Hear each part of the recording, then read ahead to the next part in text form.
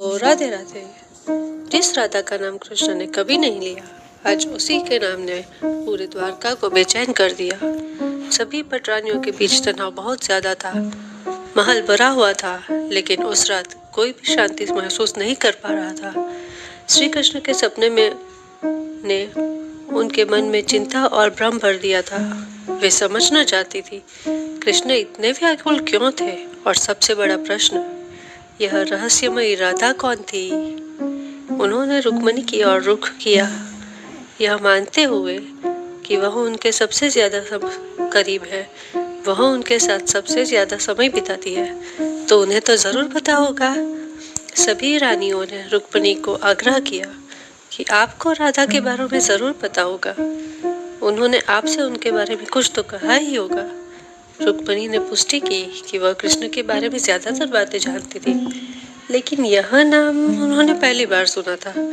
उन्होंने बताया कि श्री कृष्ण अपने बचपन में गोकुल में रहते थे, लेकिन उसके बाद वे कभी वहां नहीं गए और उन्होंने कभी राधा का नाम नहीं लिया था।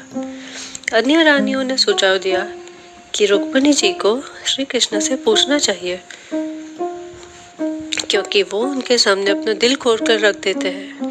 लेकिन रुक्मणी जी ने राधा के बारे में पूछने से इनकार कर दिया। सभी पत्नियां सीधे भगवान से कृष्ण से पूछने को झिझक रही थी। उनकी चिंता अनसुलझी रही और वे सोचने लगी कि इस गहरे रहस्य पर कौन रोशनी डाल सकता है। कुछ क्षणों के लिए सब चुप हो गए। फिर किसी को सुझाव आया कि केवल दो ही लोग हैं जो कृष्ण को अपने बचपन से जानते हैं, उनके बड़े भाई दाऊ जी, मतलब कि बलराम दाऊ जी, और उनकी बड़ी माँ रोहिणी माँ। वे जानते थे कि दाऊ जी से कुछ भी नहीं पूछ सकते, लेकिन जब इस सभी पत्नियों ने रोहिणी माँ के बारे में सुना तो उनके चेहरे शांत और खुश हो गए।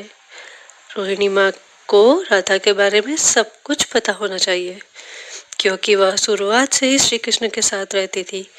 और तभी उन्हें एहसास हुआ, अगर कोई राधा का सत्य जानता है तो वह केवल रोहिणी माँ ही हो सकती है।